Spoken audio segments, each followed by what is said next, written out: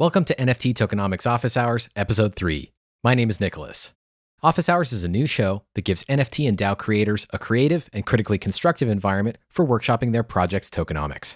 My co-host Jango and I are here to help people with a project, a community, or just an idea to refine their sense of who their audience is, what they are uniquely well positioned to monetize, and how to go to market. On this week's episode, we're joined by 3 guests. Twitter video creator Gabriel Haines joins us to discuss Rants for You, a Cameo-inspired project that he and I have built in collaboration. We discuss lessons learned and next steps, an invaluable conversation for crypto creators with a social media audience. Next, Ibn Inglor returns to put the finishing tokenomic touches on his first Juicebox project launch. We discuss token migration for the 45 day one supporters of a mirror crowdfund he ran last year. Finally, acidicsantana joins us to discuss the details of his recently passed Krause Haus proposal to fund a $1,000 bounty for charity claimable by any NBA player who scores 50 points in a game during the 2023 season. If you have feedback, please send me a DM on Twitter at Nicholas with 4 leading N's, or drop into the Juicebox Discord at discord.gg/juicebox. Start a thread for your project in the Project Creators channel, or join the Office Hours thread for a discussion of this show in particular. If you'd like to discuss your project with us on air, please drop into the live recording each Wednesday at 4:20 p.m. Eastern Time, 2120 UTC. Thanks, and enjoy the show. How's it going, Gabriel? Or Gabrielle. I realized from the podcast it's pronounced Gabrielle more accurately. I listened this week to the podcast you did on Juicecast. It was great. Did you grow up in Israel, or were you just spending some time there? I did not grow up there. I lived there for over 10 years. And you got familiar with the hummus? Well, I've always been familiar. You don't just learn that. That is innate talent, my friend. Welcome. I don't know if Shark DAO is going to end up joining us today, but I'm happy to have you here to talk about... Actually, I'd love to... I mean, we haven't really had much conversation aside from a few DMs about how the project is going in your mind, the Rants for You project. Maybe I'll give a little background for people who don't know. Week and a half ago, something like that, Gabrielle and I launched Rants for You, which is a project on Juicebox. You can look it up if you go to juicebox.money/@rants for you, or if you do a search, Command K, Control K on the website, you can search Rants and you'll find it. And that project is inspired by Cameo, and actually unintentionally, but a little bit by a project that Gabrielle did previously called Clip2, where you can essentially mint an NFT that gets you video, either a roast or a pep talk. And it was a pretty successful hit. I mean, the NFTs were kind of expensive. They were 0.11 in the second batch. Sold out the first batch in about 24 hours, 12 NFTs. And I think we're almost through the second batch now. I have to look it up. I'm curious, did you have any thoughts on how it's gone, how it's going? Yeah. I mean, I think it's going great, to be honest. Yeah, there's a few things, we could talk about, but I think overall it's really very impressive, very impressive. Yeah, I mean, I remember when just before we launched the project, we were talking and I was saying, I was reflecting on some of the manifold open editions you were doing, and you were really happy with making, I don't know, like $50 or so from a particular video. And these have been making a hell of a lot more than that. I mean, people are prepaying you at current prices like $170 or $160 for a single video, which is pretty great. Let's not talk about fiat, because fiat is dirty. I like ETH pricing. 0.1 ETH, that's a good price. Check price, good price. It's also like, I feel like folks are now building their confidence as to what they can ask for. So there's a line somewhere, and it's exciting that everyone is pushing the line. Totally. How's the experience? So I want to talk a little bit more about the mechanics. Basically, the way that it ended up, you developed a great Twitter thread strategy for dropping these. So you would do the video with just like a tweet text that's relevant to that video. Then you'd reply to that with, this was purchased, this rant was purchased by X person, mentioning them, and then quote tweeting your pinned tweet, which is a link to the Juicebox where people can buy their own. And then in the third tweet, you're doing an open edition manifold mint of the video that you produced in response to the Rant token, which is what we call the 0.1-ish NFT to initiate the video. I thought that was a really good strategy. And then we recently hooked up a payment address on the project, so you're now pointing the revenues for these open edition mints on Manifold back at the treasury. The treasury goes 100% to you, but I think even just without any kind of sophisticated like allocation, just having that activity in the activity feed right next to where people can be minting, I think gives a sense of momentum that encourages people to continue minting. Yeah, the activity feed is nice. I think it's pretty nice. It's pretty nice. I like that. But yeah, but I wanted to actually just point out there's a couple things I did with it's Clipto, by the way, not Clip2. Clipto. Okay. Clipto makes it sound better, right? But one thing a few things I would like to reflect on is I would say that this has been a lot more successful than Clipto. And I think there's another few things I want to contrast. First of all, Clipto was on Polygon. So I think when I say 0.1 ETH, I think that actually, it's not really a joke. I think that actually makes a big difference. Because when you say this costs $5 versus this costs 0.001 ETH, people have different perception. Mm-hmm. And when you're on mainnet and you're charging 0.1 ETH, they're like, okay, that's like one transaction in the bull market, so it's fine, right? Versus, $200. So the pricing makes a big difference, I think. And also having it on mainnet, it makes people willing to pay more, in my mind. So on Clipto, they were priced in stablecoins in USD. Well, it was priced in Matic, but like worse. You could pay worse, and you could pay with ETH or like wrapped ETH. But even so, even if you priced it in wrapped ETH, like you would have to convert it. You know what I mean? So I think that is a barrier, and I think that it really benefits. If I were to relaunch Clipto, I think that doing it on mainnet makes a lot more sense.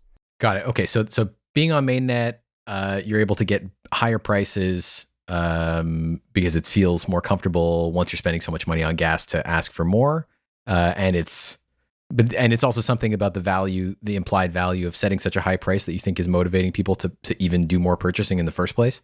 I think it's like, well, it's not about the high price. It's like, it's also, there's a culture on mainnet. I feel like not every chain has this culture of minting stuff. Like, you know what I mean? I mean, I honestly don't know. I sunk a lot of ETH into Gozali's back in the day on Polygon. But aside from that, I haven't done that much Polygon NFT work, and I don't really know who does. Yeah, that's the thing. That's exactly it. Yeah, I saw Matto has this Night Runners project, and Zoratopia produced a really high production value video interviewing him about the project, and he's doing lots of work pairing up with other NFT projects to feature them in his game, which will have an NFT mechanic in it. And they dropped an open edition for this video that they did, as Zora is wont to do. And I think they were letting people mint 1,000 NFTs in one transaction. I don't know if they're 1155s or what. They must be, but he minted, I think there's like 50K minted so far, which didn't make sense to me until I saw that on Mint.fun, you've got this 1,000 NFT mint button. But how do you feel about the open editions that you've been dropping connected to these things? Yeah, I think that it should be. So one thing that I like, if this were a standalone project, like I think that doing that, like mint more autonomously would be cool. Like if somehow the buyer could like set the parameters for the mint, and then I would sign the transaction and it got minted, because it should be something that's obvious. And I don't think that people are thinking it right now. They're thinking like, okay, we can get a cool shout out, whatever. But like the crazier, the next version would actually be like, kind of how we did. Like you minted one, and then we sold, I don't know how many on an open edition. And you like, if it was set up correctly, like you would have gotten a rebate essentially on the rant. Right. And even if it read really well, you could have got paid. So Juicebox has this affordance. It's not in the UI yet, and your feedback is definitely going to increase the prioritization of this. But that address that I created, payment address, right now it just feeds 100% of the revenue straight into the project. It could be split where it puts like 90% into the project and 10% to me because I was the one who minted the Rant token in the first place. And yeah, I agree with you. Once you get that loop where it's like, if I can get him to say something so incendiary and funny that people want the open edition, then it can pay for itself, or it can even be profitable for me to have done that. So the creative work is not just like generosity or memes. It's like even potentially profitable if I can get you to make fun of something that people are going to want to mint. Think of Gabriel as the AI, Nicholas as the prompt engineer. I remember buys these as the prompt engineer, and we all know that the prompt engineer is where the future's at. Yeah, sort of. Although, I mean, frankly, I couldn't do it without Gabriel. Yeah. There's no AI as creative. Let's say like this. You are Harvey Weinstein, and I am the actor. You produce me Actress, into please. making great actress. Excuse me. I think it's more like that, a production. Yeah, I think, yeah. It's definitely a very cool collab. I'm super excited that you agreed to do it because, I had the idea on a Wednesday night talking to somebody else. We talked on Thursday, and then I think by Wednesday of the following week, it was up, and your YOLO energy was very powerful for getting the art together and not overthinking any aspect of it and focusing on the memes.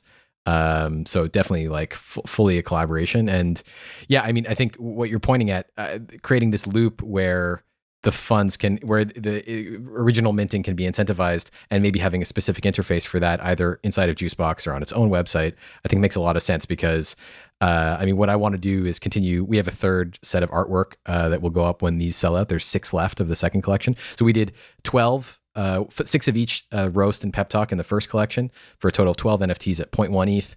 Then we were kind of not sure exactly what to do, but we decided to slightly raise the price to 0.11, and we dropped 14, so 2 more in the second set. There's 6 left, so they're mostly sold out. Someone bought 3 of them at one time in a 0.44 ETH transaction that I don't know how you're going to turn that into a video, or maybe you already did, but it was the Bored Apes one was weird. And then okay, let me address that because that's an interesting thing. Like, that guy doesn't even really want a video. Mm-hmm. He like kind of like he just wanted to like support me essentially. Do you know the guy? And you he's know the like, person? yeah. Well, he messaged me. I mean, I don't know him, but he DM'd me, and he's like broadly speaking, I want a video about Bored Apes, but like, oh, you don't have to post it now, and like maybe you don't even have to do it. So it's like pretty loose. So it's mostly just a contribution. That's cool, which too. is interesting, right?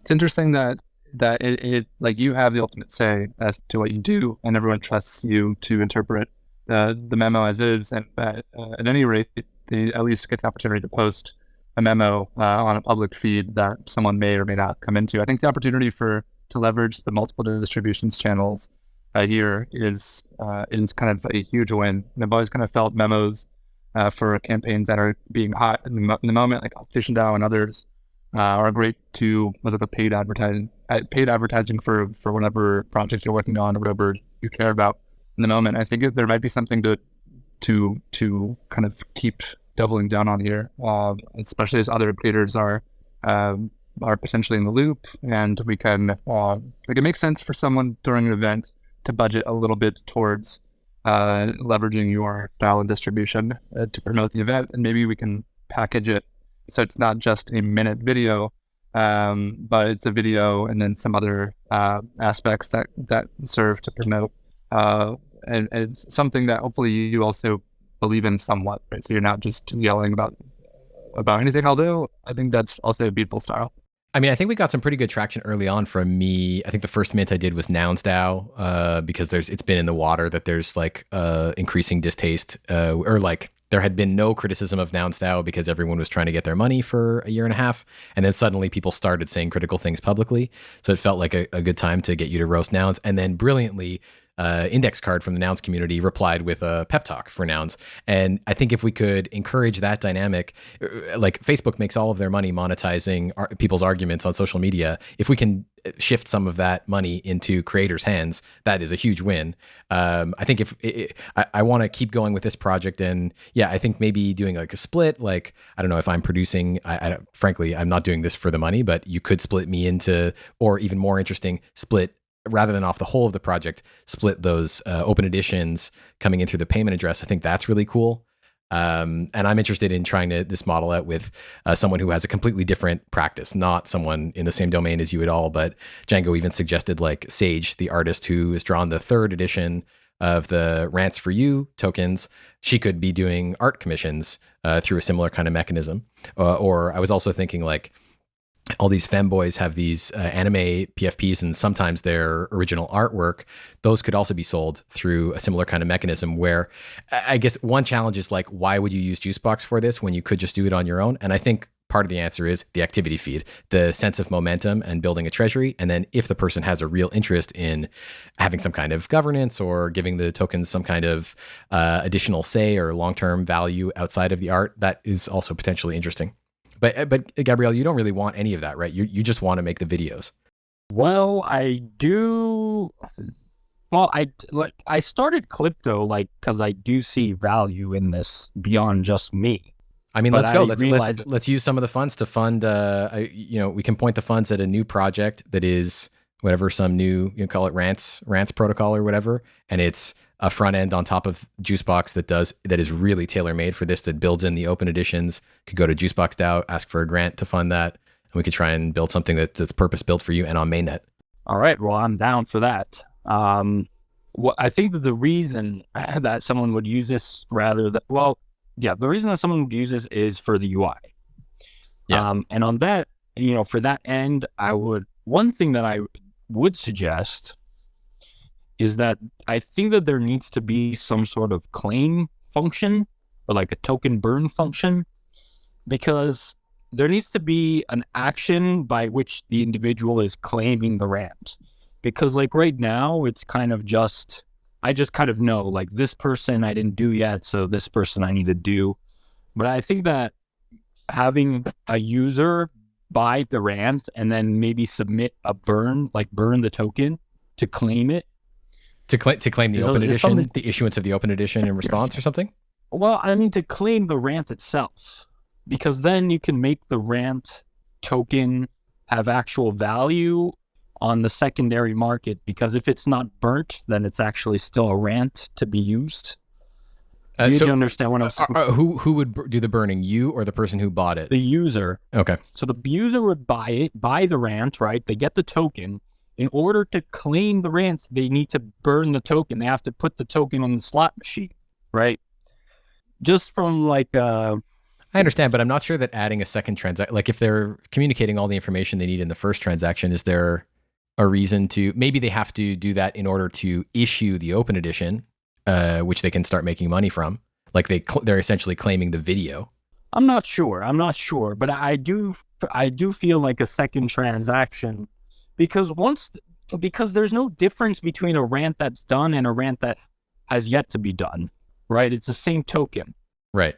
Maybe this is just something I'm thinking about. I feel like the second action could be connected to them setting up the parameters for the open edition, where they're firstly allowing it to be issued as an NFT, and saying how much of a percentage they want and what price they want it to be set at and what supply they want.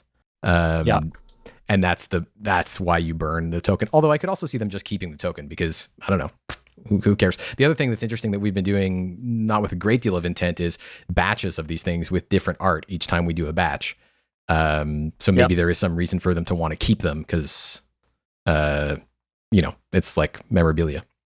Well, like the theory would be like, if you don't claim the token, somehow it can still hold the value, and I don't know, it can increase in value down the line if there's a low supply of rant tokens or something. I don't know. Yeah, I see what you mean. I understand what you're saying. I wouldn't want them. It's also Yeah. I wouldn't want them to. I kind of like the idea. I agree with you that it would be good if there was a reason to decrease the supply over time. And there's some, but like, let's say I get you to do the Nouns DAO rant and everybody else claims their video and I'm the only one left with a token. But like a year later, I don't really care about the issuance of the open edition for some stale video that people don't care about so much anymore. So we can think about it, but I think there is something interesting. I do agree that burn mechanics are something Juicebox would benefit from having. You're not the first person to say that to me today, even.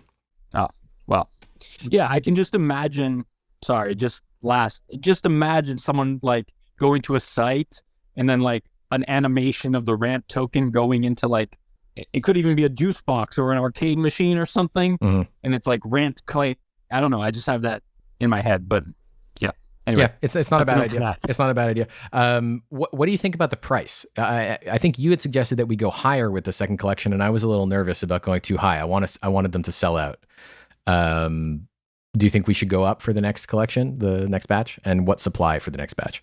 Yeah, I think it's okay. I mean, again, like there has to be some, you want to benefit the people who tried it early on. So I do think it makes sense to raise the price as you sell out. I don't want to get to a point where just no one buys, obviously, but I think there is also something to say about like finding the balance there. We can also continue to explore upward until we stop selling, and then just burn all the ones that are left and go back to a price that is selling. I think it also could make sense to state up front like how much from the treasury you want, so you can sell the tokens to benefit the treasury, and the treasury, however much is in there, it belongs to everyone who has paid for a rant, and you ahead of time say, great, I'm going to take 3 ETH every couple weeks to do these. So then everyone who has contributed before has an incentive to help promote the project and get subsequent people to come in and contribute to the mechanism, so we can grow the treasury as like a community, instead of it all just being directed into your pocket. Although it seems like it's definitely the nugget to start with, and since you have the distribution, it makes sense. But if we're trying to grow like the energy to promote the project, to continue sales and sustain sales, it makes sense that everyone who has contributed in the beginning be a part of that success as things grow. Yeah, another aspect is I don't want to go to jail. So that's like, once you start doing that, it becomes a security in some sense, because there's some return.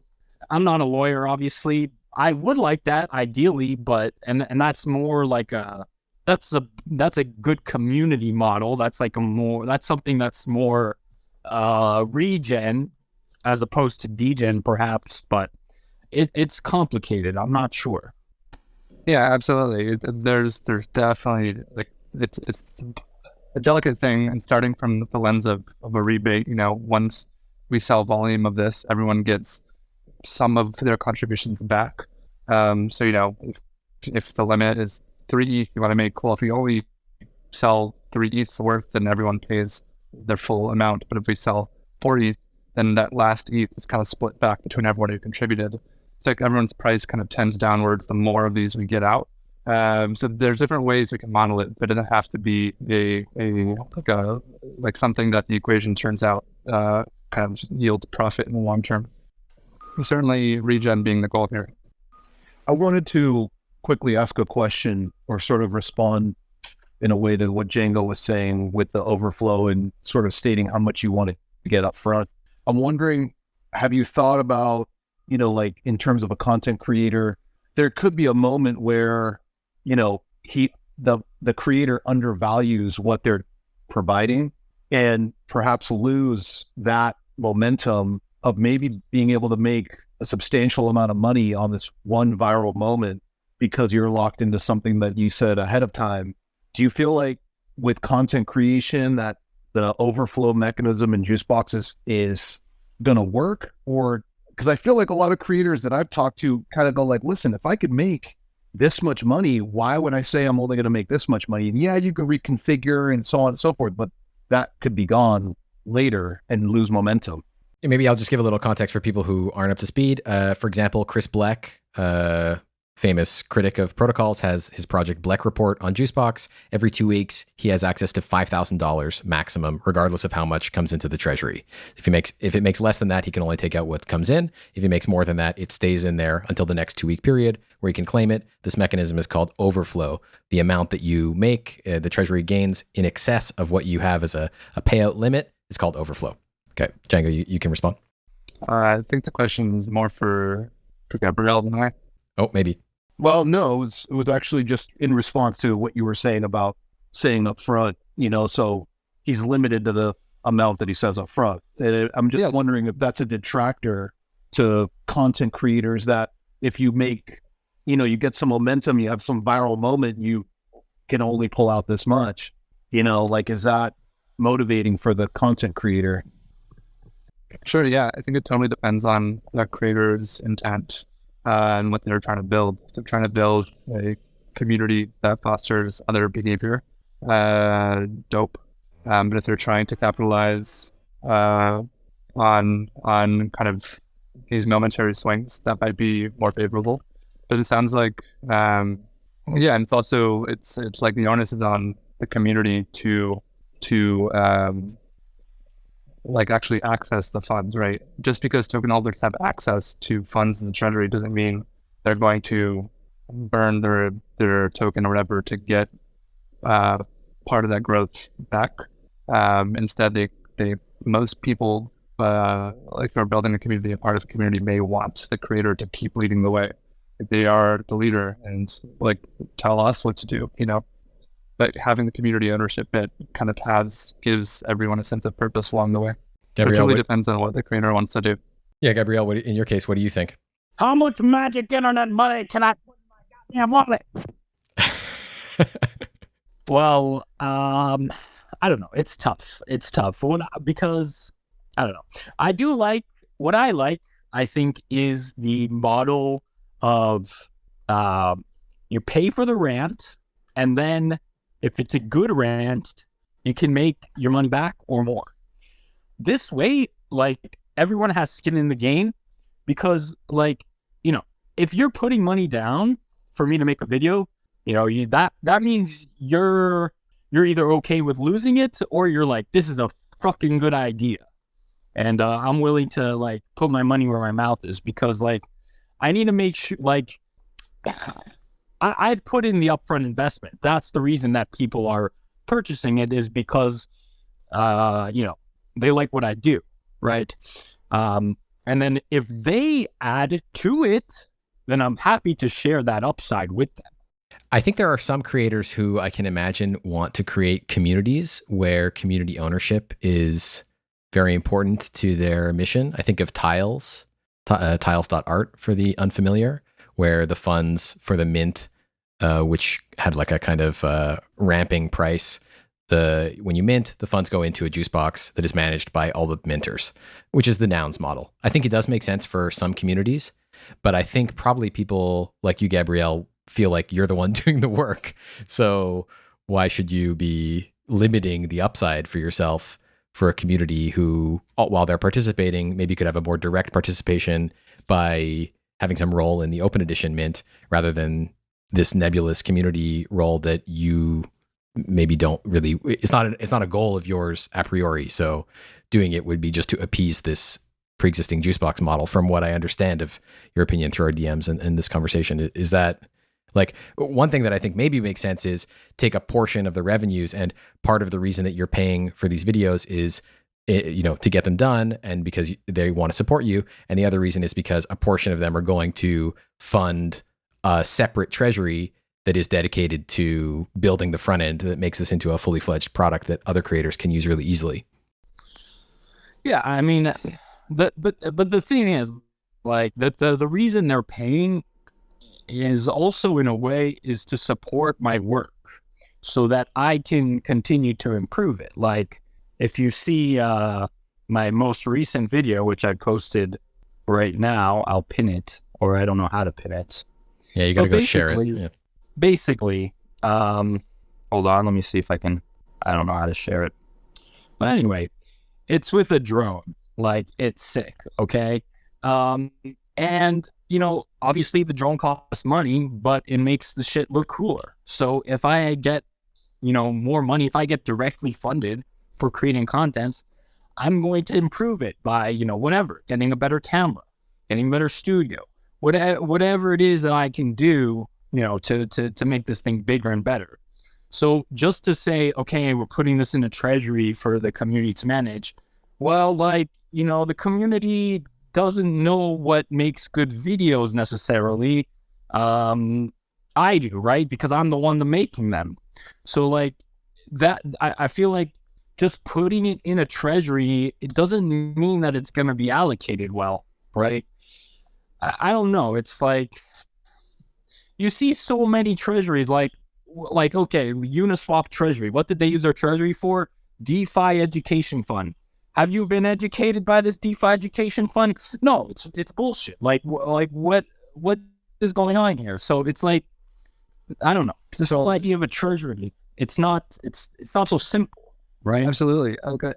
A treasury governed by a community, an awful idea here. Right there with you. Having access to the funds to improve the work and the ease of energy that you put out there makes a ton of sense. But communicating where those spends are being made can be productive, right? So folks can kind of see, oh, cool, you have this pie in the sky idea and you're gonna pull from the treasury to make this happen, and everybody's paying attention to the behind the scenes thing. Can kind of see the whole work in progress. There might be something there. It's probably nothing. And if it overloads ops, then don't do it. Absolutely. If it gets in the way in any means, it's probably not the right idea. But if it manages to kind of incentivize or support early supporters of this project in helping push this thing forward, which I think we are just being a part of this space and these conversations is already productive in that sense, then it might be worth pursuing. We did see a version of that with the support for your original, or not even your project, Cup of Joseph's project supporting your trip to the Bahamas, where people pitched in order to give you the budget, in order to go chase SBF in the Bahamas. So there, I guess, one interesting thing is maybe the difference between a treasury that is a long-term treasury where there's a persistent voting value to the governance tokens, something like NounsDAO, or Juicebox also has tokens like this, versus something where it's a really specific ask, and then people are supporting that ask directly, which is more like something in the neighborhood of a bounty. Constitution DAO, the original, or your trip to the Bahamas are examples of that. Yeah, absolutely. I think that it's just different. It's different asks. It's if I had a specific goal, Supermassive had a specific goal. He's I'm hitting 50K donations no matter what, and he just kept grinding till he did. I don't really have that. I mean, and if I did, and I'm I really want X and I need to raise X to do it, I think I could do that anyway. You know what I mean? Mm-hmm. There may be some value in having a bigger goal, attached to your main product, for instance, pointing some portion or in some way participation in buying videos from you is also building out something bigger than just the videos, may, in a not easily quantified way, increase people's motivation to participate in the project over the long term, because it's more than just this. It's also some vaporware front end.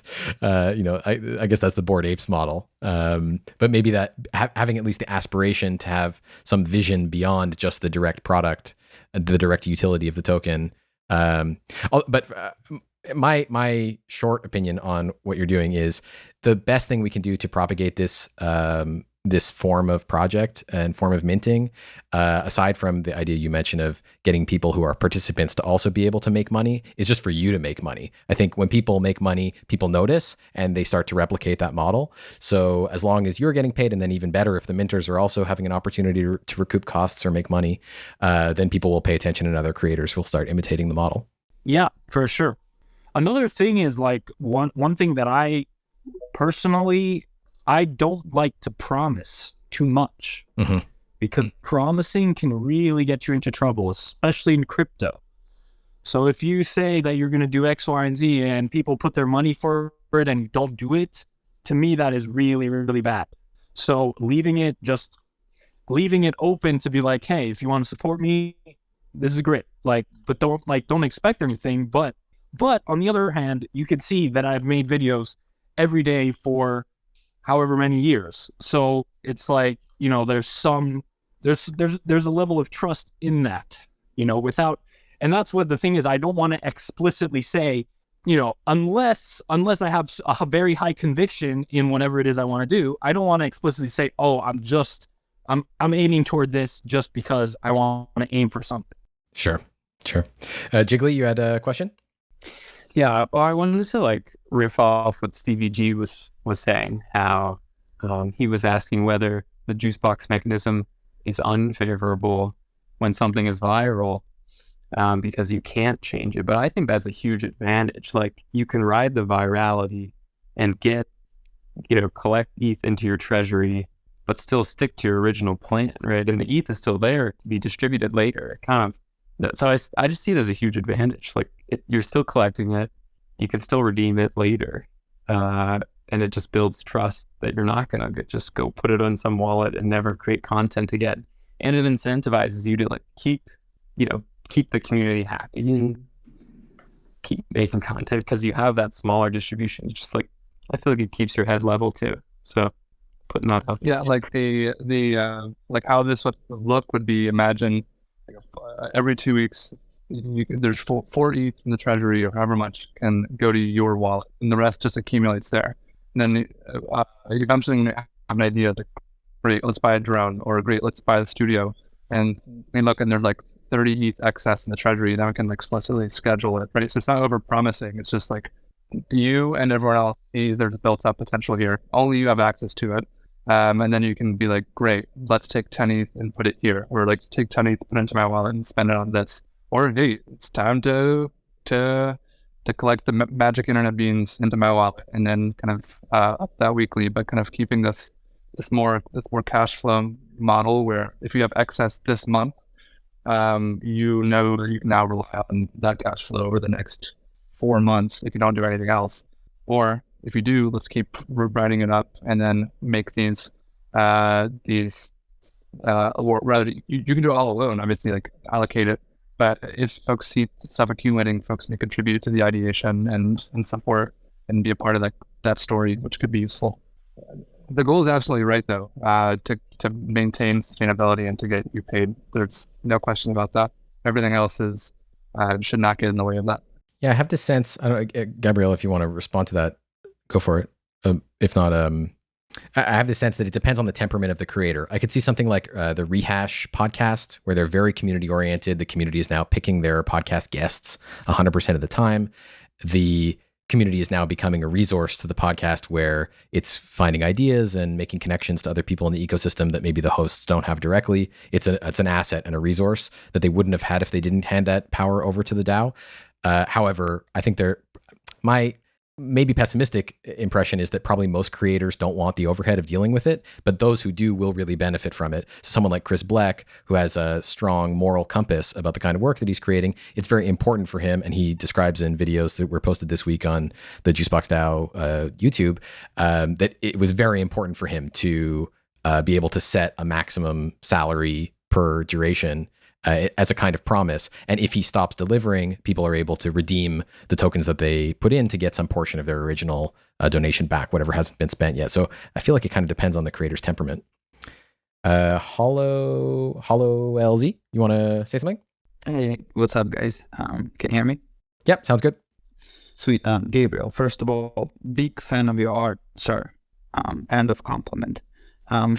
I wanted to ask a question. I know you mentioned doing badges, and for me, maybe it's also a piece of feedback, but would there be a sort of like a way to set a soft target for your campaign? So let's say for now, it's either, you have a limit and then you have, overflows and a bunch of other levers. But let's say, for example, what I did is I just set a certain amount of NFTs and calculated how much they would essentially be contributed for, let's say the purpose of 10 ETH. And I would, wouldn't either set a limit and say that this is, like, say, season 1.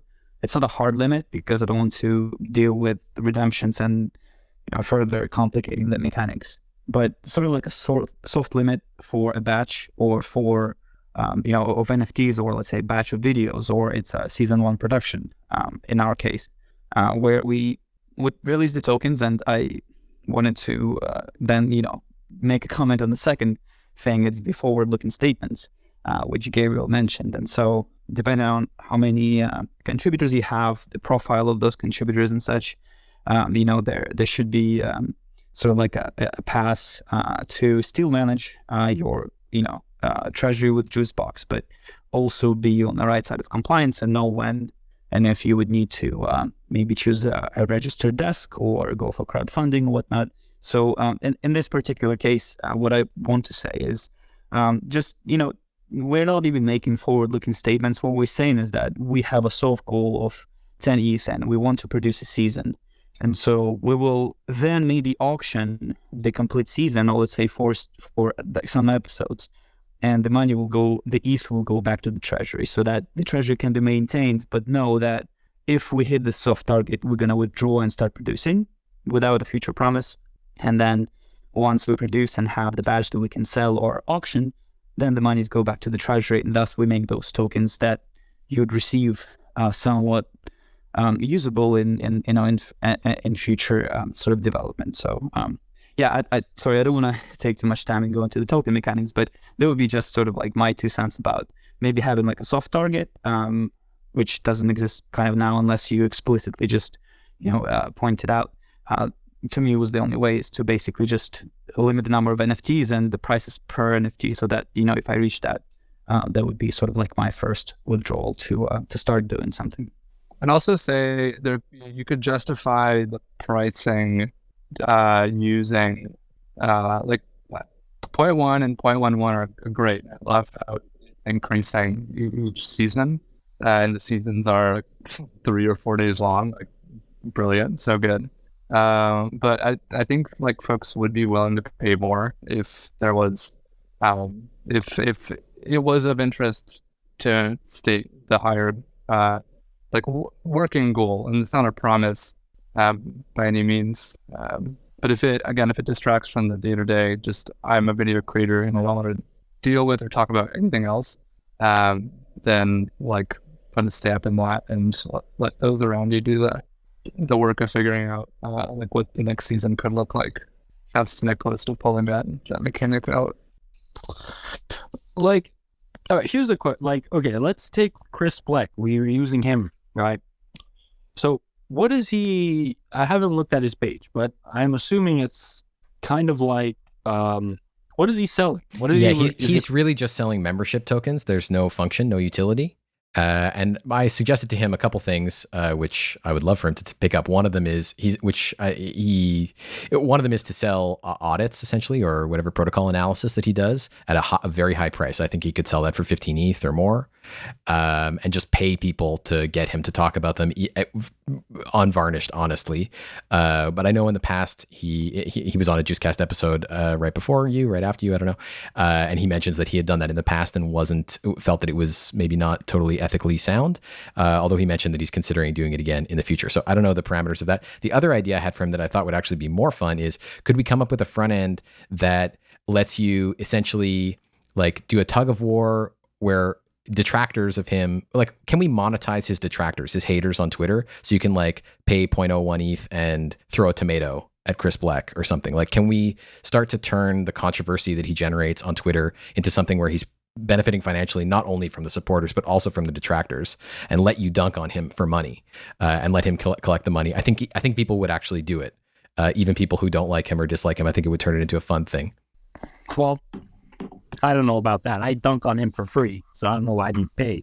But regardless, he's selling, it's a membership, right? And that's kind of what I'm trying to say. It's a little bit of a difference between what I'm doing, because what I'm selling is not a membership. It's you're buying a product, right? You're buying the rant, and once the rant is delivered, it's done. It's not an ongoing thing. Like, it would be different if I'm saying, okay, I'm going to do a weekly podcast, and only if you're holding this NFT you can watch. That's a different thing, right? Yeah, the whole Rants project came out of my desire to come up with disposable tokens so that creators could generate recurring revenues. If it's disposable, then there's a reason to mint again. It's two things, right? It's you're buying the rent, but as you said earlier, like they're supporting you. They're buying a contribution to your art, your work, and that doesn't really add any singular price. It's nice that this mechanism has a standard deviation of that, but my instinct is people would be willing to pay more if or like even straight up. But if there was some kind of like overarching, hey, let's accumulate, let's put some funds tucked away so you can look at those funds at any point and be like, great, now let's allocate to this like mega rant, right? Or some like kind of hour long, or some like, I don't know. And yeah, Chris's is just a donation box essentially, and you get like one of 3 JPEGs that don't mean anything, and I don't think he tries to pretend they mean anything other than that. There's like potential things he wants to do in the future, but I don't think he's committed to them or is convinced of those ideas either. Wouldn't read too much into that. Yeah, listen, one thing that I really want to do is I want to do like a weekly podcast in the studio. I do a podcast, when I can from my computer and mic, like whatever mic I have, but I would like to do that more regularly in a nice environment with, maybe a producer or whatever. But the thing is, if I wanted, I think it's a separate thing. If I wanted to raise, I don't know, 10 grand to build a studio, whatever it is, then I would just make a new page and say, if you want to contribute to this, this is what I want to do, this is what it's for, and, this is what you'll get. Yeah, I think you can do either. I don't think there's like a correct answer. I am a little, I do think that the majority of creators probably do want to just create and not deal with the additional. But at the same time, I think, for instance, the Bahamas project could have been from the slush fund of if Rants for You had launched first. You could be holding away 50% of it stays in the treasury or something, or you only have limited access every duration, and then that's a slush fund that you can then say, hey, I'm going to spend a bunch of this to go to the Bahamas and do this silly project, and maybe that drives further Rants for You minting, for instance. But I am a little wary, at least as it regards to my role at Juicebox, with depending too much on every project having to have a huge amount of overhead. I think it's suitable for some, but I think the reality is a lot of people don't want to deal with it, even if it would be empowering to the fundraising around their project. Like, I think if Rants for You was reserving some cash for sending you around the world or building a studio or whatever, people might be even more inclined to do the rants because of that. But maybe that's just not how you want to manage things. You can also do multiple treasuries that are interacting. Yeah, +1. And it's awesome that it's such a luxury to be having this conversation as opposed to how do we keep the rants going, which I think is really the more pressing question that we don't really feel an urgency towards right now. We can daydream a little bit more about potentially more nuanced things, and then think like anything you add needs to be in service of that sustainability to make sure that, hey, there is runway here to experiment. Listen, I do really think it is important. I do think that it is important for people to be able to say, hey, I want to put down money for you to do this, like the Bahamas thing. I think that is super important, because if someone's willing to put down money, it shows that it's like, a legitimate ask. And I'm open. I want that. I do want that.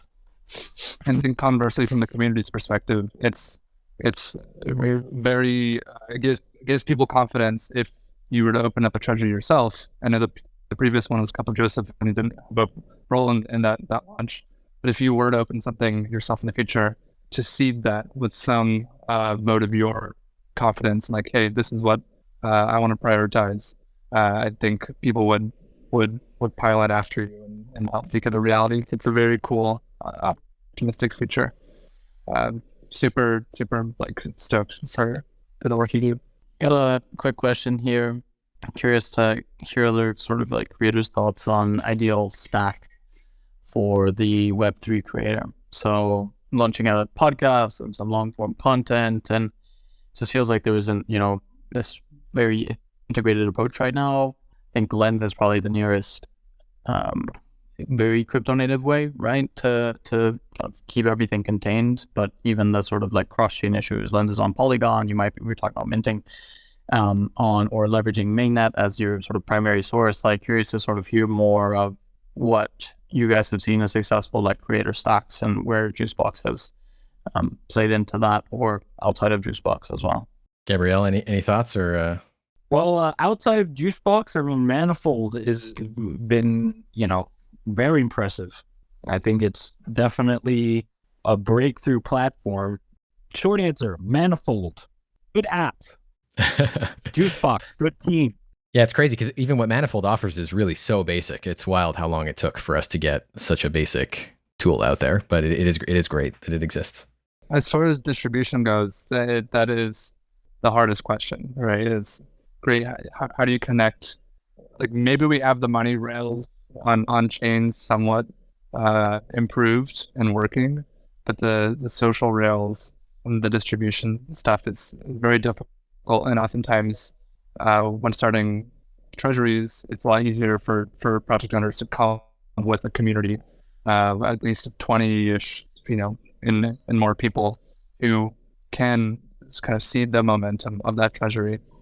We have a lot of kind of ideas and research in place for figuring out how to relate to Lens better. There's something there. It's not quite clear to me, at least yet. But yeah, I have to applaud kind of the aspect of consistency over time. As Gabriel was saying, it takes a lot of work and a lot of risk of like just time and effort and hopefully love to get to the place where you have a refined style that folks resonate with. But it's not easy, and some folks get lucky or find some particular strategy along the way. But kind of leveraging each other, different kind of overlapping communities to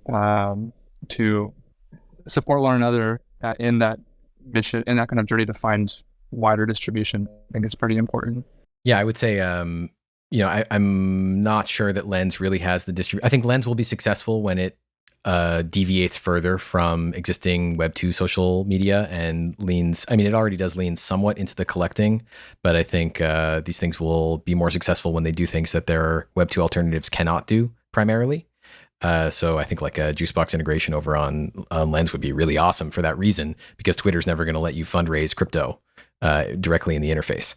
I think what Gabriel has done is a pretty good template, which is have a huge following on a social media where people actually spend their time, not where it virtue signals Web3 allegiance, but actually people don't spend that much time, or not so many people spend a lot of time, but not really enough people to support you. So focus on where people actually spend their time that are fit for your audience. Maybe that is Lens, but just given the burgeoning state of it, it's not a huge number of people who are paying a lot of attention over there. However, if your content is Lens centric, that's the ideal place to be, and then monetize however it makes sense. There are Manifold. Foundation has been good for illustrators. Sound XYZ has been good for musicians in some ways. I would look at what Rehash is doing if you want to do something that's very community owned for a podcast. It sort of depends on who your audience is. Aussie XRP, did you have a question? Oh, g'day everybody. Hello. Thanks for inviting me up. Do appreciate it. I just actually saw that Gabriel was live, and I'm a massive fan, so I just really wanted to say hello. Hello, Gabriel. How are you? Good day, mate. We're cooking up some barbie from down under. I can't believe I'm talking to you in person. This is awesome. It's great. Thanks. It's actually Australia Day here today. Oh, congratulations. Some people call it Invasion Day, but they didn't actually invade as such on this day. So there's a bit of political difference of opinions about the day. But everyone has a day off, and everyone has a barbie. I've got a wife with 4 kids, and they're actually going to go around to my wife's friend's house, and I'm going to have a bit of peace and quiet for a couple of hours. So I'm looking forward to that.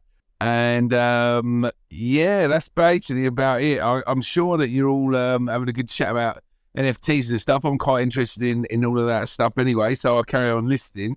But yeah, really, I was just sort of starstruck one of my Twitter heroes was in the room, and I was just trying to have a little bit of a conversation with Gabriel and say hi. Did you see, Gabriel? I was actually in the shops the other day, and I saw a machete for sale. And honestly, if I had your address, I would have bought it for you and sent it to you. Oh, that's my daughter. Sorry about that. But I really appreciate that. That's very kind of you. My daughter appreciates it as well. How old's your daughter? A little over a year. Yeah, Gabriel, why don't you just give us your address? Gabriel, let your daughter speak as well. Don't be ageist. I will set up a P.O. box at some point. Do they let you ship machetes to P.O. boxes? Anyway, thank you, Ozzy, Let's for try coming through. It looks very cold where you live, Gabriel. And maybe send a kangaroo jacket or something instead. Go mint a okay. Rant NFT. Mint a pep talk for Australia Day. I tell you what, if you're into NFTs, can I send you one of my NFTs? We actually made some NFTs with my daughter. It was just basically a little bit of a charity gig. So she's autistic, and we give half the money to a charity called Autism Swim. So we tried to sell them on Solargetic before Exodus 20 came out. And then I've just been so busy with other stuff, I've not actually been able to sell them on XRP Cafe or anything else yet. But that is on the plan for 2023.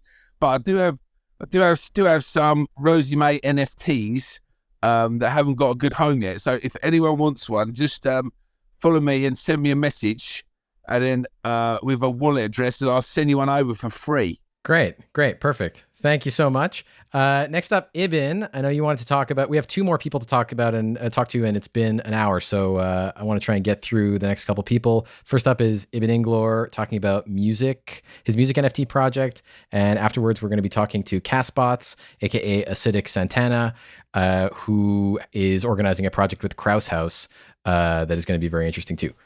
So Ibn, we want to talk about you dropping a project in order to collect all the funds you're generating, all the revenues you're generating from NFTs across the Ethereum space into a single place. Is that right? Yes. Yes. I'm looking to structure out the DAO in just like in a way that kind of like helps benefits me and my artistry, and have the DAO like governed by the community, and help me like make decisions on like what single to release the DSPs first from the project, or what music videos to release, or what songs to shoot music videos for. So. Okay, so I know you already have this Danger DAO. You drop tokens on Coinvice to be a member of Danger DAO. They're NFTs. Is that the same thing, or is that a different thing? That's a different thing. That was a membership campaign that we did. A little crowd race that we did just to test the membership NFT ideology, to see like if that's something that creators would actually want to do, and if it's something that like would be able to be sustainable for different revenue, source of revenue for artists. Okay, so not the same project. We can ignore DangerZone and those NFTs. The coins wasn't the same, but the project was still the same thing. Yeah.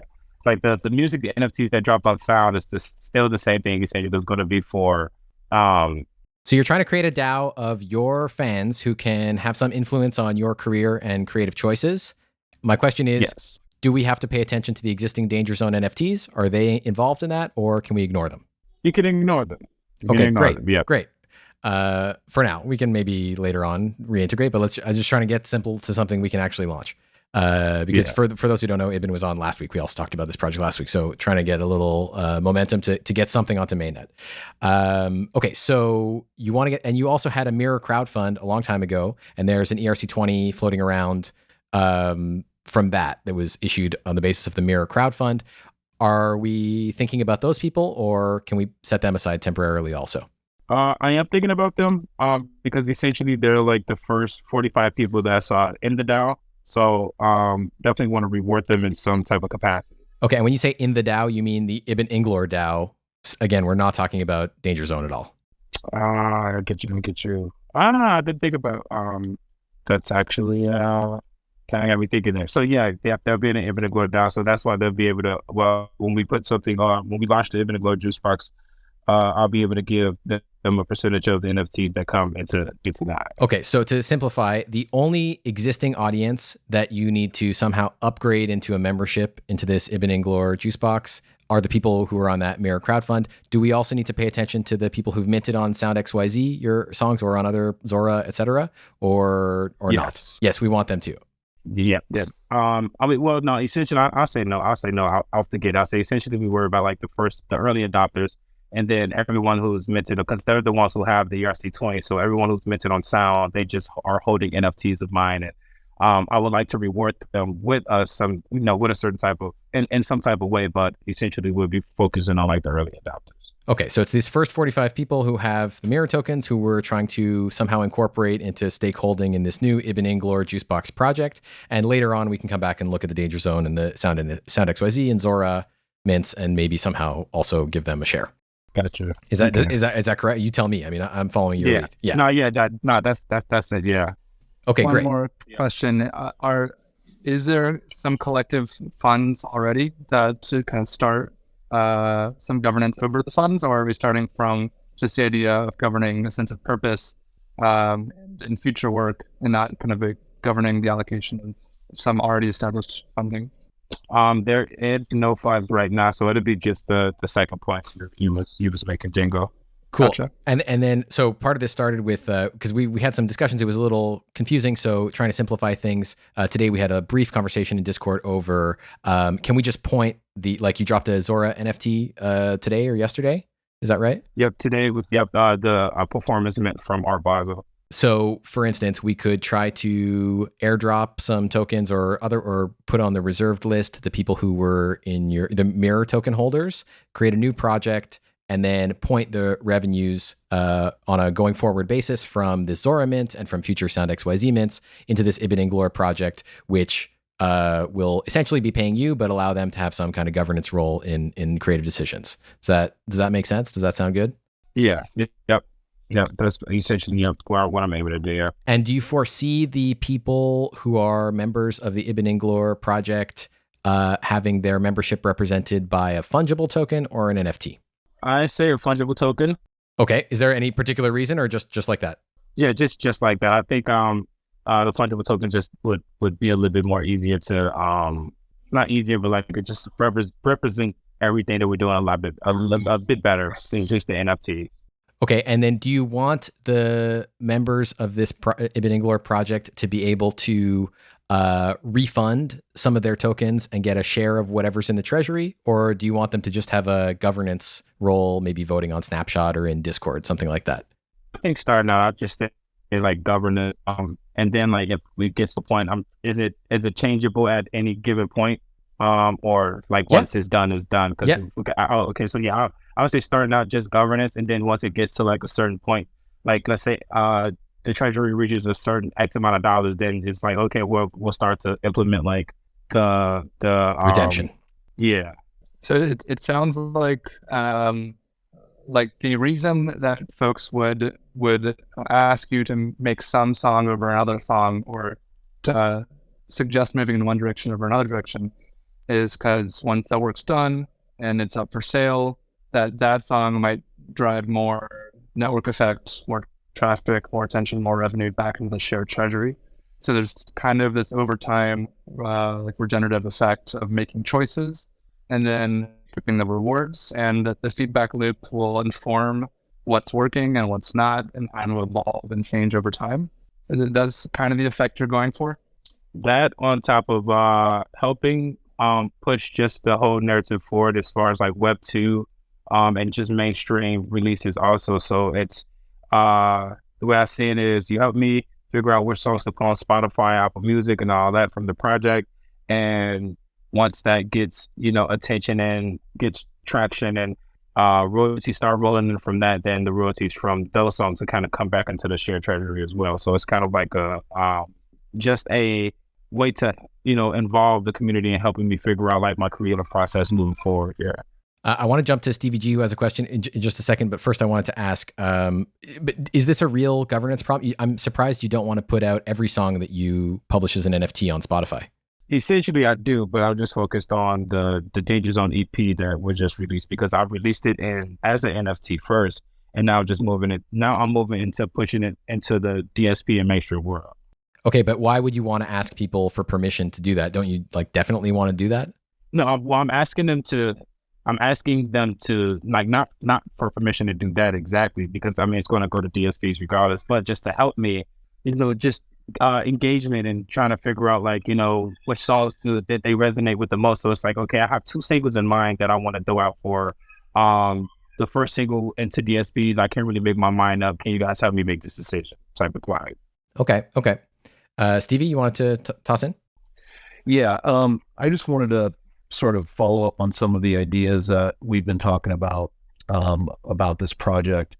One is that the treasury is used as a way to obviously collect the funds, and the community part is really about talking through certain things that he wants to do with his music. For example, distribution, merchandise, touring, all those types of things. And so the NFT holders would have the rights to basically first rights to get certain things like merchandise or tickets or behind the scenes or whatever it might be. And so kind of came up with this idea because of the pre-existing NFT holders, this idea of like what we call G holders, and Genesis holders. And so they're the beginning. And the treasury is open. So, I mean, it's open-ended. There's not like a hard, fast minting window. And that way it allows for new fans to come in with a discount rate and a reserve rate, basically tapped in. So once the G holder mint is done, then people could still join the DAO and join the, but, to me, I agree with you, Nicholas. It's not so much a community governance thing. It's more of a having a hand in like the process of creating and, sort of like following along in the journey. And so if the model that is presented works, then the hope would be to bring in another artist to be able to do the same thing and continue to like sort of create a record label almost at the end of the day with a bunch of different artists. And so the community still is able to vote and have some sort of governance on some of the operations, but I kind of agree, not necessarily like what song is going to be released or things of that nature. More like, hey, I'm putting together a tour. Here are the cities from the community that's asked me to come and play at this city or that city. I can only pick 10. So where should we, what should we do? Where should we go? Mm-hmm. Things of that nature. More like just, hey, let's get these fans involved. Fandom. I think just with the building a studio or the artist stuff, to me, that's sort of the DangerZone project. Correct me if I'm wrong. Like I'd like to separate concerns so we can actually get something done. So maybe some of the more expansive vision of somehow engaging other musicians in a collaborative effort. Am I correct to say that is kind of the heart of DangerZone? Or is that part of Ibn Inglor project also? That is the heart of the DAO. Yeah, that's the... Which DAO? Which DAO? The DangerZone DAO. So. Okay. So let's put that aside for... it's a nice ambition for the long term, but just like we're having trouble focusing on getting something done. So I think the main thing I'm seeing here as the value is creating a new happening and a consolidation token event for people who have the vestigial mirror ERC20, your 45 day ones. So you want to give them a token, and you want that token to be associated with the Juicebox project, not so much that they have redemption, but so that they have a representation of their connection with you. And then you want to point all of the NFT revenue that you're making across Web3 into that treasury, so those people can see that the token that they have is associated with an ever-expanding treasury as you are dropping these NFTs, which you are successfully selling across several platforms. Is that an okay summary for a first step for what you could do? Yeah, I think that's pretty cool. I think that gets the ball rolling in a way that starts to create traction and visibility. So I like it a lot. And then also with the artwork pieces that'll be dropping from for the 7 to 10 artwork pieces that I'll be dropping on top of that too. So I think that'll be cool. How many art pieces do you have in the collection? 7. So it was 7 songs on the project, and each had a deadly scent attached to it. So we have 7 different We have like just Greed, Envy, Sloth, Raft, and all those samples. So it's And the main like happening here is that we're moving songs onto Spotify. And that's like a new thing, right? These songs are currently not on Spotify. correct. Yeah. So none of the DangerZone AEP songs have made it to mainstream DSPs just yet. And How many plays do you expect to have on like the top song on the album in 6 months? at least over 5,000 to 10,000 with the proper marketing and the proper exposure and some of the plays that we do as far as connecting with fans and just building the brand back up, because my Web2 audience isn't like as what I'm trying to say. It's not a bad audience, so I'm pretty sure that we could garner a good amount of attention once we start releasing singles and music videos and stuff like that. What's the time frame of that you want to drop on Spotify? March 8th is the date, like the first week of March. So that's why I was really trying to get something up and running pretty soon, because I wanted to. We have to upload the song at least 3 or 4 weeks before the projected release date that we want to aim for, and then have it up by at least the first week of March. Yeah. And how many tokens do you imagine of each type? There's going to be 7 like NFTs, and how many of each? 1 or multiple? I just think 1 across the board for the entire project would be better. Cool. Instead of like per person.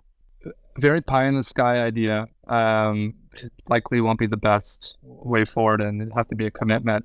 But I wonder if you could monetize a prediction market of how many listens a particular song or the sum of all songs on the record will have at a certain point of time in the future, in a tournament style, potentially like the ones we've been running for the FIFA tournaments, like the World Cup and the NFL one that we've been running, where essentially up front, folks would not just mint the songs, but they would mint a spread of how many listens they think a song is going to have at a particular date in the future.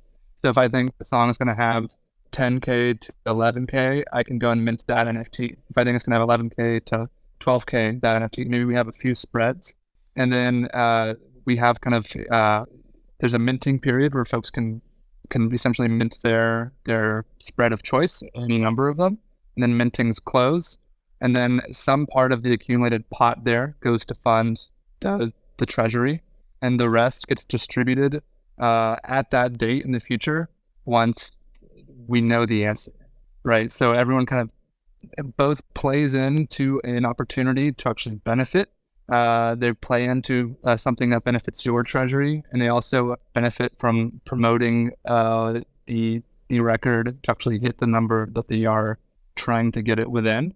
It could be an interesting, it'd certainly be a commitment and be something very new, but it would tie a few different communities together and be a really interesting model for actually taking this pretty loosey-goosey social number of the Spotify plays and bringing it via on-chain financial mechanics. Gotcha. That actually sounds pretty tight. I see that within the time span, I guess, we're working, I think it might be a little too soon to try to work that like idea out, because we're still in the stage of like building the community and having like more active members and stuff like that. So, but I do like that idea. I think that's super tight. What date did you say you're going to drop? We could even do it on the side. You guys are at the same time. Go for it, Jango. Yeah, I think if this idea were to be experimented with, we just need like your blessing, and we would do it on the side, like alongside of whatever campaign you want to do as your primary drop. But I think it could be an interesting experiment. That wouldn't have to be the main focus, but maybe could become it if it does so organically. But definitely don't want to waste kind of your precious attention on focusing it on that. We already kind of have the tournament mechanic in place. We just have to apply it and figure out some of the nuances to actually apply it to music, which we've never done before. But it has been a decent fundraising mechanic for a few projects in the past. I think that would be a cool mechanic to add on once we get a main treasury up. for this project that you can now start pointing multiple revenue streams. So my goal here is to come up with just a basic tokenomics so that we can convert these 45 day ones into token holders in your new project, and then create a payment address so that you can start forwarding your Sound XYZ, your Zora, and all future mints into this treasury. You can still be taking 100% of the collected funds to yourself personally whenever you want.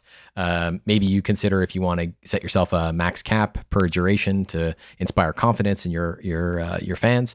But either way, I think it would just be good to have a growing number on that Juicebox page that just indicates like, wow, there is momentum behind this person, behind this musician, this artist. And it's even more meaningful when I go and mint a one-off Sound edition or Zora edition, because it's contributing to this total volume raised over the whole life of the project. I think that's a good first step. The one thing I want to two maybe critical remarks worth considering. I think maybe NFTs would make more sense for the ownership than fungibles. I'm not totally sure I understand why you're choosing fungibles over NFTs. The main advantage I think would be if you intend eventually to enable redemptions to let your fans basically cash out as a part of the treasury by burning their tokens, then there's an advantage to them being fungibles instead of NFTs because they can cash out a fraction of their position rather than the whole position. But my sense is that as a musician who is trying to make it in this world, it's pretty unlikely that you really want to enable redemptions or significant redemptions, maybe a very small amount symbolically. But I can't imagine that a musician in this world really wants to, unless there's a specific reason, really wants to give their fans a way to get the money back. So I kind of think NFTs might make more sense here. It seems like both though too, right? Like the NFTs as the products being sold, and the things being collected, whereas the membership being the decision-making entity being a separate thing, might hold weight. That's true. You could be issuing NFTs and then they also get fungibles, and the fungibles could eventually have some redemption power, but the NFTs are just collectibles. Yeah, exactly. Like I see it being like, I don't want to pigeonhole someone to like stand in the community that they might not want to be in the long term. So I see like them being able to have like an exit route at any point at given time. Like they have the green light to just exit and they can take their grail with them. Like I don't want to be holding nobody up in any way, form, or fashion. I think that's just like a basic idea that I was having around that casting. Okay, cool. So maybe then and you drop. You also want to do multiple NFT drops. Like you want to have something this month, and maybe next month you have a new collection you want to drop. But contributors to both are both being a part of the DAO's members. We don't want to have the logistics of tracking what each collection's NFTs contribute towards a sense of membership. So what if then, to sort of move this along, what if you issued a membership NFT for the Ibn Inglor project? You have some artwork. It is an NFT. It represents being a member, as well as, let's just say the default in Juicebox is 1 million fungible tokens per ETH originally.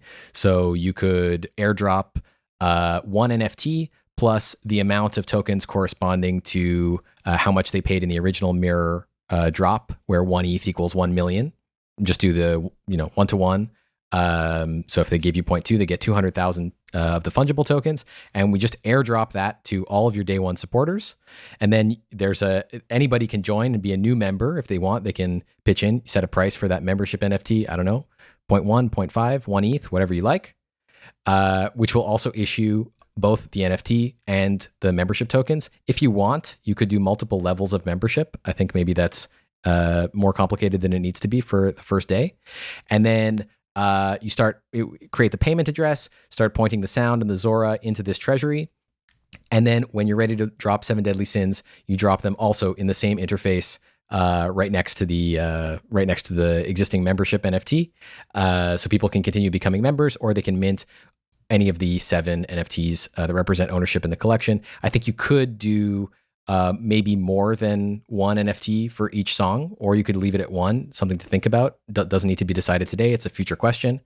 But to correspond more with the Sound XYZ stuff, maybe you do want to have more. You could also do a mechanic like peripheralists mechanic for capsules, where he had a large collection and there were 7 special NFTs in the collection that unlocked something. So maybe all 7 of them need to be purchased for you to upload the songs to Spotify, something like that. So there's no governance, but nevertheless, by purchasing the songs, they're participating in your publishing to the streaming platforms.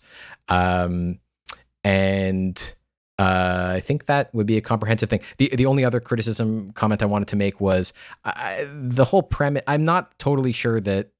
I think the meme of pointing Spotify, like the whole premise of moving to Web3 is that Spotify doesn't pay shit. So the idea of putting emphasis on we're going to point all the Spotify revenues at the treasury is a little bit unconvincing, because the whole justification for the reason to move is, nevertheless, I did talk to Jonathan Mann of Song a Day last week, and he told me the numbers comparing the revenues from traditional rights and NFTs. The NFTs were something like 5 or 10 times as much ETH. However, it was $19,000 that he made over the 2022, I believe, for the traditional streaming and licensing. So it wasn't insignificant. He has maybe reached a certain level of streaming popularity, and maybe he has other kinds of placements that are generating revenues also. So I'm not against it entirely, but I do think that it's, especially for an indie musician, it's maybe not as relevant or convincing, given that the whole premise of moving to Web3 is to move away from dependence on those revenues. So I would focus on trying to get the NFT sales up and pointing all the NFT sales at a single spot. So Ibn, do you have thoughts on that plan? Yeah, I mean, I like it. I'm down to move forward with that. I was just gonna say my reply to that would be not just the Spotify streams, but I mean, I'm thinking like a wide range of percentage just across the board from whatever, like YouTube royalties, sync royalties, whatever. Like I dedicate a certain percentage that goes back into the treasury from Web2, because essentially I want this treasury to continue to fund. It's like a reinvestment into myself, a reinvestment into the community that I'm building. So I wanted to continuously fund different things that I'm trying to do, whether it be I use X amount of money from the treasury to launch a merch line, and then I put 50% of the profits from the merch that was sold back into the treasury, just to continue to sustain that treasury. That's cool. So totally. I think it's way more of a ceremonial thing and just like an action that's worth calling attention to than a model that's meant to like enrich it in the current moment, right? I think we kind of generate a greater future moment where we build on that sense of loyalty to our community. Like the current perks of all these platforms is distribution. And that's also a testament to the work that you've already done building your community and your music and your catalog to the point you have. So I'm excited to, even if the treasury shares in $3 every now and then for, sense of compensation for thousands of streams, I'm excited to see that come in. Cool. So next steps, I think, are to launch a project with a first funding cycle where you retain minting permission over both the NFTs that you're going to drop, a single membership NFT. If you want to go crazy, you could add multiple. I think to start with one is fine. You should choose the price of that NFT, as well as reserving permission for the owner of the project to mint the fungible tokens. We'll then use those permissions to mint NFTs and fungibles corresponding to the original mirror mint. You can make an announcement of that. Meanwhile, you'll be open to new people joining as members. And finally, creating the payment address, which is in the tools menu on Juicebox, which will let you configure sound, Zora, manifold, etc., to point revenues into the Juicebox. When you do create that, you can add a little image and a little message. So every time revenues come in from one of your mints across Web3, there's a little message in your activity feed so people can have the dopamine hit of seeing, oh, wow, this is more than just a Juicebox. This is coming from all across Web3. It's truly composable software. Gotcha. Awesome. I like that. I fuck with that a lot. All right. So I'll get working on that tonight. Quick question. I think it'd be cool because I really like what Dark Blocks is doing. So I was thinking like if we do the membership thing, it'd be cool to kind of like implement Dark Blocks with that one NFT, if that's possible. Can you remind me how Dark Blocks works? So, to my knowledge, Dark Blocks is hold on, let me find my notes because I had it wrote down. It's like a utility inside the NFT. So let's say, if you're the only one that has the membership NFT and I want to write a letter, I can send it basically, I could put it in that NFT and you would be the only one that follows season. You would be the only one that gets it. Or let's say I want to release one song a month. You won't really get that song if you don't afford that NFT per se. So it's like, I guess, token gaining within the NFT itself. I think let's keep it simple. We have enough complexity and challenge getting something shipped. I think let's revisit this idea later. Frankly, I don't think that musicians should be token gating their music. They should get their music listened to, because the listening is what generates the NFT revenues, which are far in excess of the revenues of the streaming. So restricting access to the music, unless you have a really hardcore fan base and you can monetize it in some other way, or being secretive is essential to your brand, I'm not sure it really fits the growth phase of a musician's career. No, I agree. That's what I'm saying. Like either like a rented node or like a piece of artwork or whatever the case may be. But just the general idea. But I'm cool with that. I'll get to working on the. Yeah, I think let's just get the treasury up, and then later on we can explore having other NFTs, especially because none of the NFTs, specifically the membership NFT for the funding cycle 1, is not going to be something that is going to have special access, intrinsically to it. It would be like maybe some song you drop in the future, I guess. Or I think let's just push that. Let's not try and integrate too many things. Let's get something done. I'm down with that. Cool. Okay. Let's be in touch in the Discord. If anybody wants to chat, there's an Ibn Inglor channel in the Discord that people can check out. Awesome. Thanks for coming through. Thanks, Simon. All right. Last up, we have acidicsantana, Kaspotz. How's it going? Hey, what's up, everybody? Enjoyed the discussion so far. Awesome. So today we're going to talk about your proposal, which has passed the Krause Haus governance process. Krause Haus is a DAO dedicated to, I think ultimately their goal is to buy an NFT, buy an NBA team. Is that right? Yeah. So Krause Haus, the background is that it's a DAO that wants to buy an NBA team or become a minority owner at this point. So I've been a member of the Krause Haus DAO for a long time. And yeah, this whole project idea actually came out of talking to Nicholas, because I'm pretty passionate about the idea of having bounties that are attached to smart contracts that people can then, claim for doing a real world action. And Nicholas had the great idea, like, hey, why don't you try to rally a community to test the idea out? So I was a member of Krause Haus. So I was thinking about it. I was watching a random basketball game, and somebody was going off. Somebody was dropping 50 points, which is a fairly rare thing in the NBA. Right? I think you get about, one 50-point game. Every 2 weeks or 3 weeks. People are scoring a lot lately.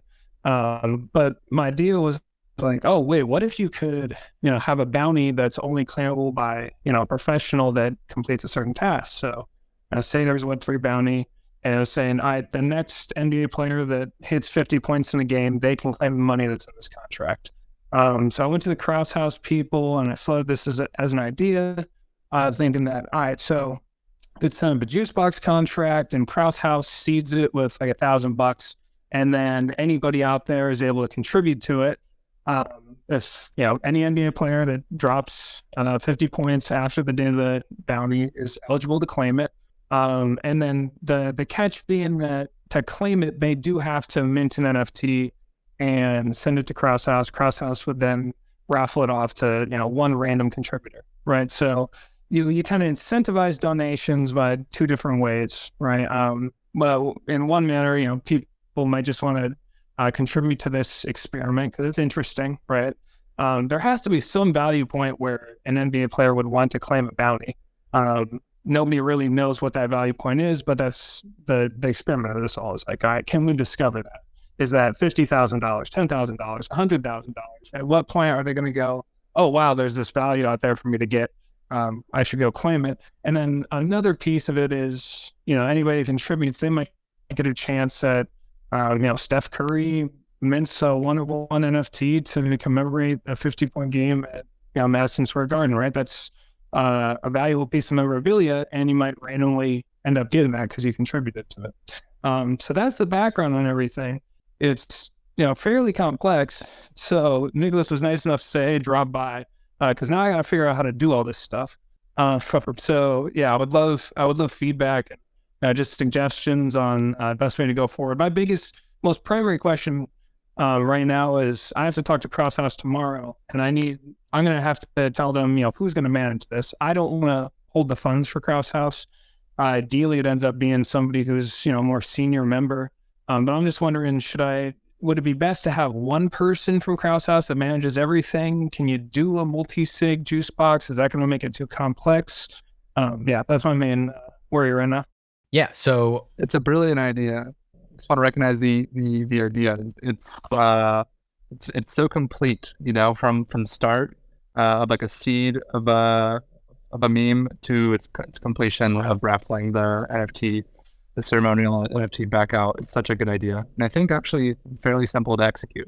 Oh, thank you. Yeah, I mean, it's a big, is somebody actually going to claim this? I don't know. I'd put the odds at like 15%. Yeah, to be frank, like it's a big ass, and to think our people actually going to donate money, that's a big ass as well from a marketing lift. But I think it's cool. So thank you for saying that. Means a lot. I think To rally around it.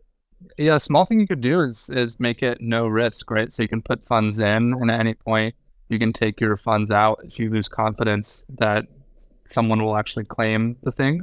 So at worst, it's just a place to save your money. And then like at the end of the day, you can even lock that commitment over time. You can say like, no one can claim this for the next 30 days. It's like pure one-to-one refunds. Put your money in, access it without like 100% trust. And then only if it happens within that 30 days period can the athlete then come and kind of reach out and express interest. And then whoever's owning the project, which I'm with you, is the one interesting design choice. Can the funds be actually locked and then distributed? Yeah, that is one thing. It will be, the timeline will be the end of the 2023 season. So the way that we're going to put it out there is like, hey, we're going to have this bounty. The funds will be locked to the end of the season, but after that, if nobody has claimed it, you're getting your money back. Right? You can come reclaim it from the Juicebox treasury. is there any reason you can't enable refunds during that duration? Do they have to be locked once someone donates, or can they just put them in, take them out? Doesn't matter. I think that is something I'll bring up with Krause House tomorrow and see what they want to do. I would like to see the refunds. I think it makes more sense to have refunds happen naturally. That builds more trust. Totally. But I also don't like, it's like, okay, and then you get a run on the bank if, the first 50-point game happens and like somebody doesn't immediately claim it, and now people start withdrawing, like you lose that momentum. It's like if people are fine with leaving it in there, I would like to avoid that happening too. But that's a great point. I'll talk about that. No one is gonna withdraw. I think only people who need liquidity, and I think the only effect it could have is allowing someone with a marginal extra $100 that they may not know whether they can put in and lock in for 6 months to actually contribute, while knowing they still have access in the worst case scenario. But I don't think anyone contributing is actually going to lose faith in the experiment until the end of the season anyways. If anything, again, the ability to pull it out is just confidence inspiring. Seeing someone else pull it out is more likely to make me put it in. For people who are less familiar with Juicebox and don't maybe know how to read the advanced settings and stuff, just seeing that someone can put it in, take it out, put it back in is probably going to get more people to donate. It won't affect Krause House because Krause House will be able to refund for the entire duration, but won't do so until the end of the season. So it won't really affect the principal, the $1,000 they're putting in. But I think it would increase the activity of other people making donations. As regards to talking to Krause House, I would just say that's what you should do. Like, you should just say, this is what I think we should do, because giving them the option just makes them have to go through this whole conversation also. If you figure out what you think makes sense, people just want to make less decisions generally. So if you think it's a good idea and it gives a kind of insurance policy to anybody who's donating, then I think you can just present it as the best plan. And if they ask, oh, but isn't that a bad idea? Then you can say, okay, we could turn it off if we have to. Yeah, let's go with that. And then the other piece is that I do want to set up out of the meeting tomorrow with them. I'm going to figure out who's going to be running this, who's going to be managing, and then I want to set up a meeting with you all. So yeah, I feel comfortable just saying I'm going to tell them from the jump that the way that we should set this up is that it's open withdrawals at any time. Cool. And then for the multi-sig question, I think I would do at least one person from Krause House, maybe one person from Juicebox. I will do it if you want. I would put you on the multi-sig also and make it like 2 of 3, or if they want to have more people from Krause House, you can make it some threshold that includes more people, a 3 of 4 or something, or 2 of 4. The goal being to have the project owned not by an individual who could at any point completely reconfigure the project. Of course, we could make a configuration that would limit their ability, such as setting a long funding cycle. Like, let's say you set a funding cycle that lasts however many days are left in the season. You turn redemptions on so people can put money in and take money out as they please. Krause Haus dumps in 1,000 and gets the receipt tokens that allow them to claim their refund at the end. If it was owned by an individual at the end, when it's the time to reconfigure to I guess you can't even be locking it that long because you want to be able to give the prize to any player who claims it during the season. So you're going to need to retain configuration permission on the project and not have it locked. You could lock it for shorter durations, like 1 week or a few days, so that you can't suddenly change everything. But regardless, you're going to have to retain that permission. So I wouldn't give it to just a single person from Krause Haus. The other reason I wouldn't do that is because they're probably not going to be expert at doing the configuration, and it would be helpful to have someone from Juicebox or someone who is just knowledgeable be able to do that, to give them a hand to configure and submit the transaction to the Gnosis safe so they can just sign. Okay, and so it's a trivial thing to do multi-sig. It's not going to be Trivial. overly complex setup. Okay, sweet. Trivial. Perfect. The other thing I would say is maybe I missed it when you said it at the front, but I thought it was a very good idea to say that did you have an idea of what the NFT is that's being raffled? Did you mention? Yeah, the idea was to really leave it open to the player, and because I'm figuring it's probably going to be a player's PR department. One other piece to note of this is Krause Haus has already said that the money can't go directly to a player. Sure. Because there are some legal worries about that, so it has to go to a player's charity. So with that in mind, we're probably dealing with a player's PR team. So my suggestion to you with this is that in order to claim, they must tweet, they must mention Krause Haus in the tweet, and they must also mention the charity that they want to donate to, and they must post a picture in their tweet of them with some Krause Haus logo or some shit on their phone. This is the ultimate way that you can generate buzz for Krause Haus and make it a profitable thing for Krause Haus in terms of publicity. To make it that the requirement in order to claim is that not some random PR intern can send a tweet from a personal. No, the player must acknowledge in person on Twitter with a photo, and that photo becomes the content of the NFT's metadata. The donors are then in a raffle for an image with Krause Haus, which they're already a part of, and a player from the NBA, which is their favorite thing. What do you think if the tweet's a requirement, but they can still, because the only thing I don't want to limit is, a lot of these players, they have artistic sides to them. I would love to see if they go all out, they get a graphic designer and they make a really cool commemorative visual to go along with it, right? I think it's very unlikely. I think the open-endedness of it is going to make it less attractive. If it's something that they can do in 5 seconds as they leave the court or as they're at practice, and it really is they can literally hold up the phone that they have in their hand already with Krause Haus's logo and name a charity, then you have a good chance that they'll do it, and you're generating some content that will actually have buzz. Maybe you're going to get onto blogs because you've got a crypto crossover with an NBA player related to a DAO that's trying to buy an NBA team, versus if you leave this open-ended thing like, make your own art or what, they're never going to do it because it's just, they don't want to think about it. They don't have the time. If you find an artistic basketball player who wants to claim it, let them talk to you and say, actually, I want the NFT to be this. And you can open that door if the conversation goes that direction, if you have that much bandwidth with them. But my suspicion is these are multimillionaires who have a lot of shit going on and serious endorsement deals and whatever.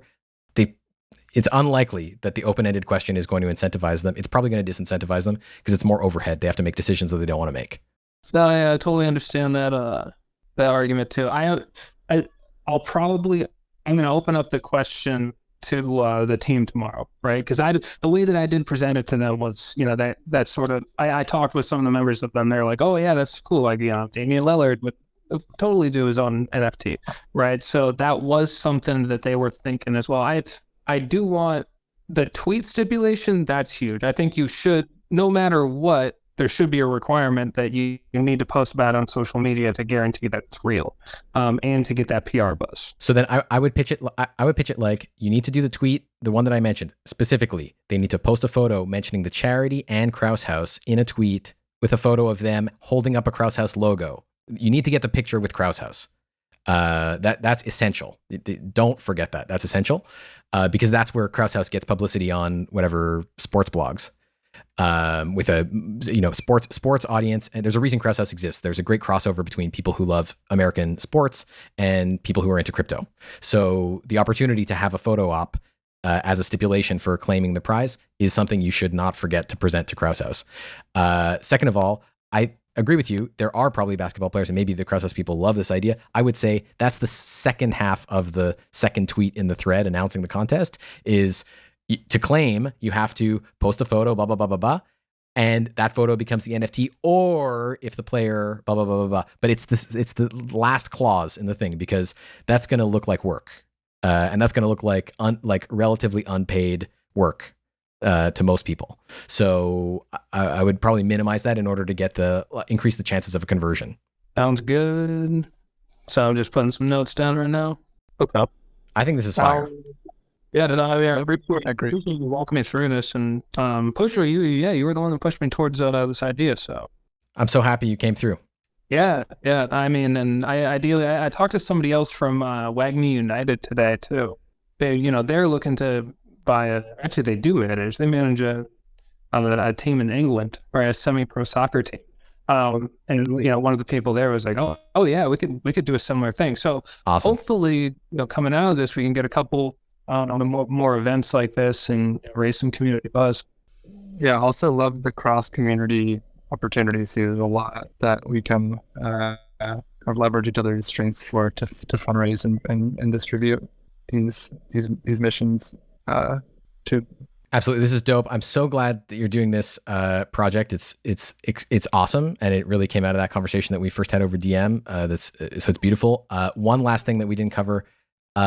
What do you think about dropping an NFT as a part of the fundraising thing? So they can mint, donors can just donate whatever they want, or for 0.1 ETH, like something a little bit above what we expect people might want to naturally spend in a freeform input. There's some kind of NFT. We can provide support for doing art, or maybe Krause House has internal artists or friends that would like to do something. And that way there's a little bit of NFT magic associated as well. Yeah, 100%. I have that. That is like the third bullet point in my conversation from tomorrow is, hey, we should definitely do the NFT feature, because I've seen how that works with Juicebox, and people seem to love it. Right. So it's like, and I know they have in-house, or I don't know, I guess they could outsource their original NFTs. When I bought into Krause House, that was like a year and a half ago. And I got an NFT from it. Like, it's, holographic ticket. It's pretty nice. So if they still have whoever did those, I'm sure that they're going to want to jump at that opportunity. So I think that's 100% what they want to do with this. Awesome. And so I would say, just for the pitch tomorrow, I would go in with a very clear plan of what you want.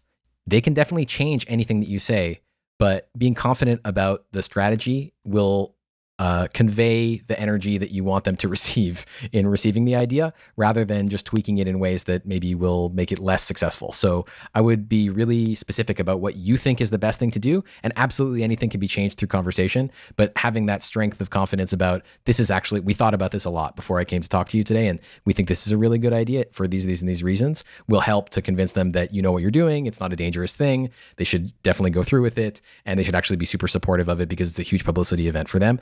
Also, I would say on the NFT, you can make clear to them, because they might be concerned if they have NFT-based membership to their thing, and especially if you're going to suggest that they maybe recycle the artist from the original collection, that these can be visually distinct such that there is no confusion between a membership of Krause House and a support of this project. All right, that's a really good point. Okay. Yeah, no, I mean, I feel like this kind of has really helped tie up the loose ends, so I should be good to go for the call tomorrow. Sick. Excellent. Well, thank you. I know I'm in the Discord, so but any other questions come up beforehand? I think the combo is at like 2:00 tomorrow.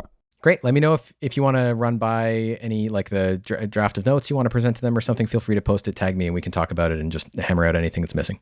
Right. Well, that. Awesome. I guess that's the end of this episode. How was that for you, Jango? It was amazing. That was awesome.